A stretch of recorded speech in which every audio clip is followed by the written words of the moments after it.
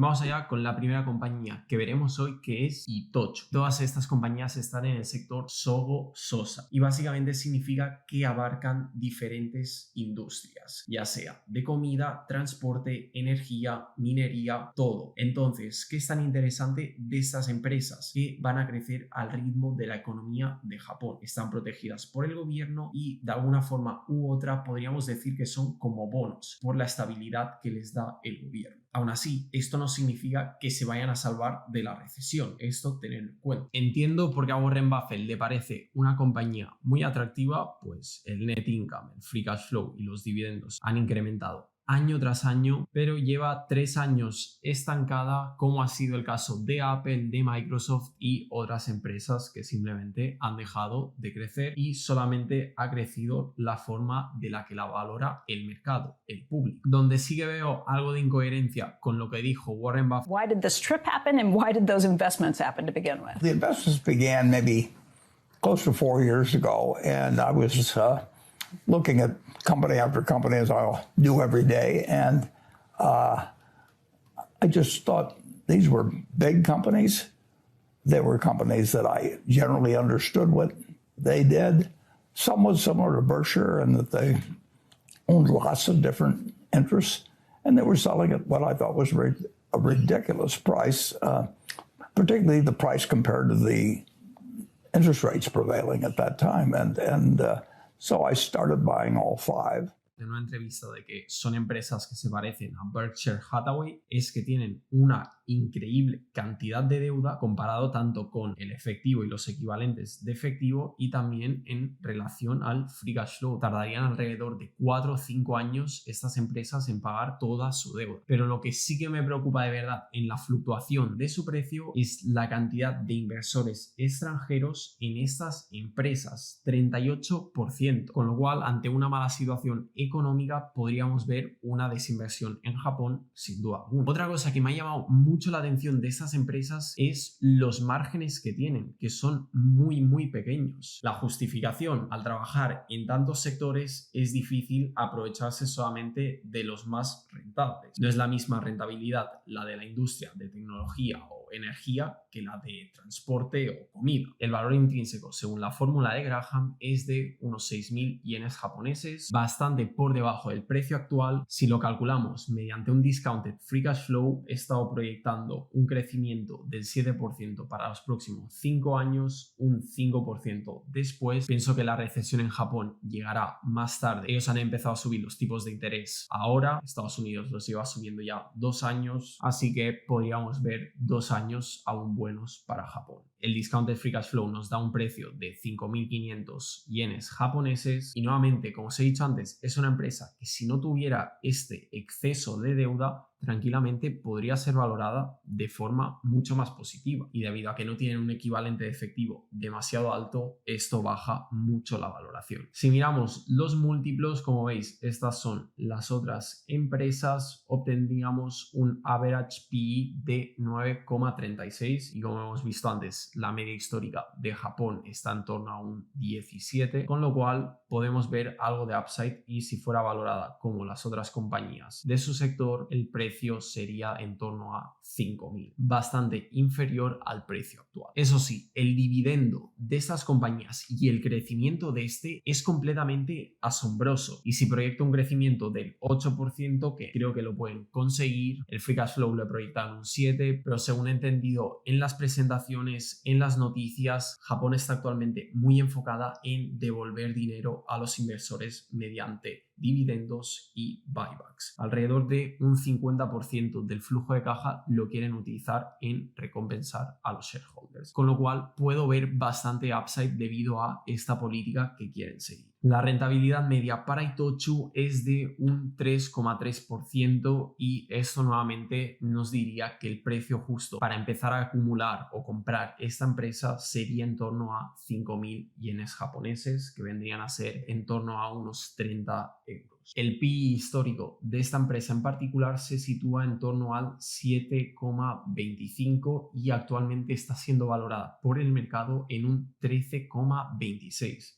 Es decir, si las cosas volvieran a la media, si la gente no estuviera interesada en Japón, podríamos ver una caída de más o menos el 50% en esta empresa. El market versus book value nuevamente nos indica que el precio de la acción ha incrementado bastante más que el book value, con lo cual no parece ser el mejor momento de comprar, y vemos nuevamente otra valoración que nos indica que el valor justo estaría entre 5.500 yenes japoneses. Proyecta un crecimiento para los earnings per share del 7% para los próximos 5 años, con un PE ratio de 10. Quizás me la estoy jugando con este PE ratio, actualmente están en 13, la media histórica. Creo que pueden mantener un 10 a largo plazo, y esto representaría un retorno del 5,81. Si por lo contrario en 10 años crecen los earnings per share a un ritmo del 5% con un retorno a la media histórica, podríamos ver el precio cayendo. Obtendríamos un retorno negativo. Con lo cual creo que esta empresa de momento nos ofrecería retornos del 0% para los próximos 7-8 años. El ROE está muy bien, pero el ROIC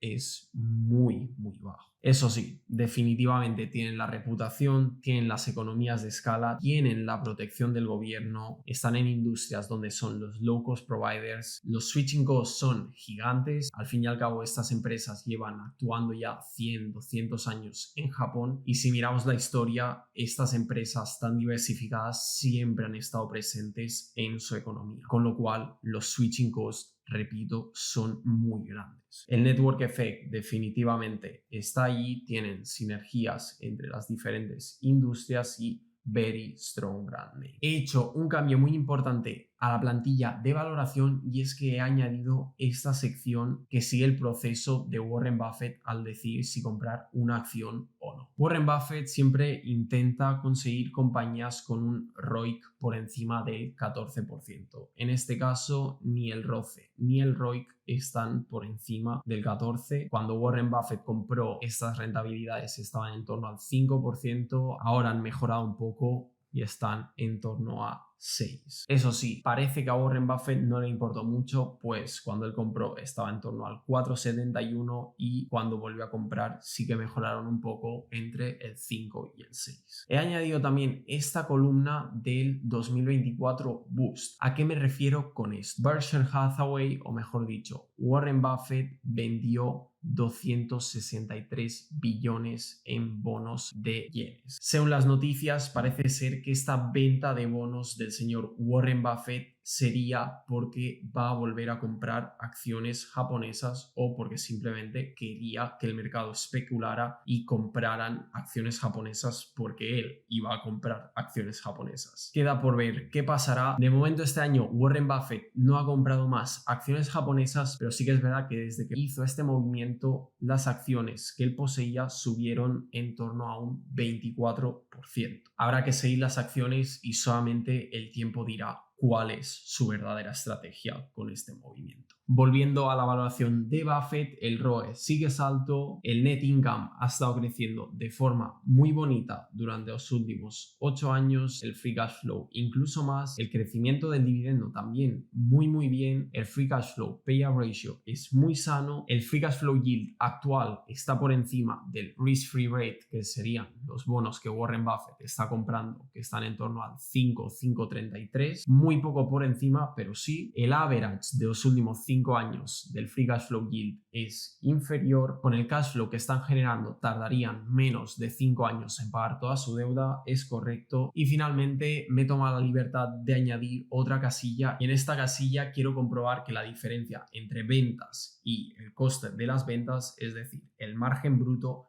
haya incrementado más que la inflación. Verificar este dato nos lo enseñó el profesor Andrei Boar en una clase de Financial Statement Analysis, y básicamente argumentó que no tenía ningún sentido que las ventas estuvieran incrementando si este incremento era inferior a la inflación, o bien si el coste de las ventas incrementaba de forma más rápida. Así que es algo que siempre miro en las compañías, y en este caso he mirado los últimos 8 años y es correcto, las ventas están creciendo más rápido que la inflación y que el coste de estas ventas. altas. Mis proyecciones es que esta empresa estaría en un valor justo alrededor de 6.300 yenes, pero se ha apoderado de ella Wall Street y, en mi opinión, ya está bastante sobrevalorada. Si las cosas vuelven a la media histórica, podríamos ver la empresa caer en torno a 6.000 yenes japoneses. De media, 6.300 yenes japoneses, que vendrían a ser más o menos unos 40 euros. Es domingo día 15 de septiembre, con lo cual el mercado de acciones japonesas aún no ha abierto. Os voy a dejar este vídeo por aquí en el que os enseño a comprar acciones desde la bolsa de Japón con yenes japoneses para aprovechar la potencia del dólar o del euro,